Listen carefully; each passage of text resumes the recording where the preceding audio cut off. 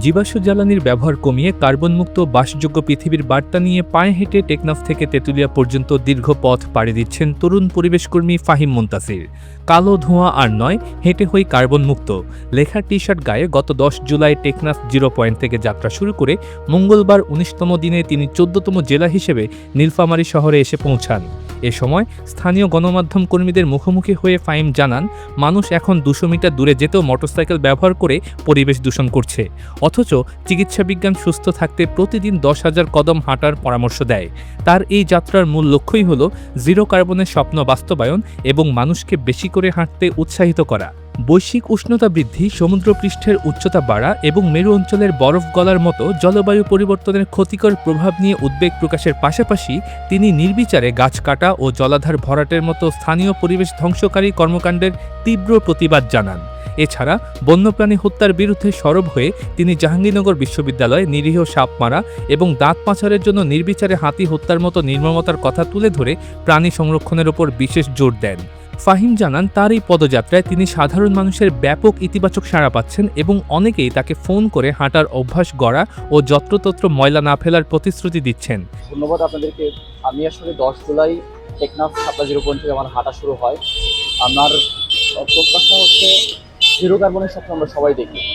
আমরা জানি যে জীবাশ্ম জ্বালানির কি ক্ষতিকর দিক আছে, কিন্তু আসলে আমরা সেটা করছি না, মানে আমাদের কাজে কর্মে সেটা ব্যবহার করছি না। আমরা হচ্ছে এত পরিমাণে জীবাশ্ম জ্বালানির উপর নির্ভর হয়ে পড়ছি যে যদি ২০০ মিটার দূরেও কোথাও যাই তাহলেও আমাদের থাকা যে মোটর বাইকটা আছে সেটা নিয়ে চলে যেতে চাই।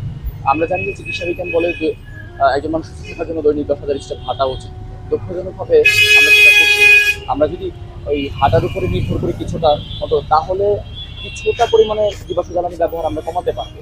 আর এইটাই আসলে মূল উদ্দেশ্য, বিষয়টা এমন না। আমি আসলে চাই যে জীবাশ্ম জ্বালানির উপর থেকে মানুষের যে এখন আমরা যেমন নির্ভরশীল, এই নির্ভরতাটা কমে যায়, বিকল্প কিছু তৈরি হোক। আর আমরা জানি যে ক্রমেই দেখতে পাচ্ছি জলবায়ু পরিবর্তন হচ্ছে, সমুদ্র পৃষ্ঠের উচ্চতা বাড়ছে, মেরু অঞ্চলে বরফ পড়ছে, সেগুলো আমাদের জন্য হতাশার। আমরা বলছি সেগুলো প্রাকৃতিক দুর্যোগ, কিন্তু আসলে ঠিক কতটা প্রাকৃতিক দুর্যোগ এটা আমরাই সৃষ্টি করছি। রাস্তার ধারের যে গাছগুলো সেগুলো কেটে ফেলছি, জলাধারগুলো ভরাট করছি। আমরা বিকল্প কিছু করার চেষ্টা করছি।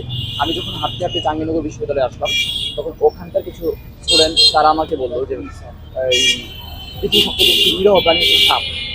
সাপকে হচ্ছে এখন অবাধে মেরে ফেলা হয়। সাপের যে অভয়াশ্রমগুলো আছে সেগুলো আমরা ধ্বংস করে ফেলছি। সেগুলো যেন আমরা আবার পুনর্জীবিত করি, আমরা যেন এই সাপের থাকার ব্যবস্থা করি। আমরা দেখতে পাই যে ইদানিং হাতি মারা যাচ্ছে প্রচুর, বলা হচ্ছে মা হাতি মারা যাচ্ছে, কিন্তু আমি জেনেছি সেটা হচ্ছে হাতিগুলোর দাঁত পাচার করে দেওয়া হয় এবং পরবর্তীতে মা হাতি বলে তাদেরকে মেরে ফেলা হয়। সেগুলো একটু সরকারকে দেখা উচিত। আমার এইটা এক প্রতিবাদ বলতে পারেন এই হাঁটাটা। আমি আজকে ১৯তম দিনে নীলফামারীতে আছি, এর মধ্যে ১৪ নম্বর জেলা হিসেবে নীলফামারী। পথের মধ্যে কোনো সমস্যার মুখোমুখি হতে হয়নি। ভালো লাগার বিষয় হচ্ছে যাদের কাছে থেকেছি বা যাদের সাথে আমার যোগাযোগ হয়েছে, অনেকেই পথে আমার ফোন নাম্বার নিয়েছিলেন। তাদের অনেকেই আমাকে ফোন দিয়ে জানিয়েছে যে তারা নিয়মিত হাঁটার চেষ্টা করছেন। তারা হচ্ছে বিস্কিটটা খাওয়ার পরে খোসাটাকে রাস্তায় খেয়েছেন না, পকেটের মধ্যে রাখছেন, একটা ডাস্টবিনে ফেলার চেষ্টা করছেন। এটা হচ্ছে আমার প্রাপ্তির জায়গা। আমার চিন্তা ছিল যদি একজন মানুষ তার জীবন পরিবর্তন করেন তাহলে হয়তো আমি সফল হব। তো ইতোমধ্যে অনেকেই হচ্ছে আমাকে ফোন করে জানাচ্ছেন এই কথাগুলো। আমার ভালো লাগার জায়গা হচ্ছে এই জায়গাটি। আর আপনারা গণমাধ্যম কর্মী যারা আছেন তাদের সবুজ ফোন। দীর্ঘ এই যাত্রাপথে কোনো সমস্যার সম্মুখীন হননি জানিয়ে এই অদম্য তরুণ বলেন, তার এই উদ্যোগের ফলে যদি একজন মানুষও নিজের জীবনযাত্রায় ইতিবাচক পরিবর্তন আনেন, তবেই তার এই কষ্ট সার্থক হবে।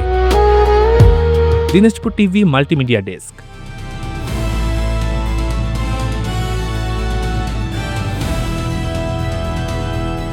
দিনাজপুর টিভি, মানুষের জীবনের কথা বলে।